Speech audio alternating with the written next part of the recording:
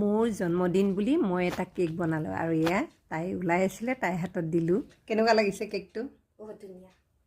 ঠিকে আছে, তোমাৰ পচন্দৰ হৈছে? অঁ। বাৰ্থডে বুলি বিশেষ একো নাই, আমি তিনিজনে মিলি এয়া তাইক কেকটো কাটিবলৈ দিছোঁ আৰু তাইক উইচ কৰিছোঁ আৰু বাৰ্থডে উইচ কৰিছোঁ। যিহেতু ডাঙৰজনী ঘৰত নাথাকেই, বৰ্তমান আমি ঘৰত তিনিজন মেম্বাৰেই। ৰাতিপুৱা অৱশ্যে মই শৰাই আগবঢ়ালোঁ, ভগৱানৰ ওচৰত অলপ পায়সো বনাই দিলোঁ আৰু ভগৱানৰ আশীৰ্বাদ ল'লোঁ।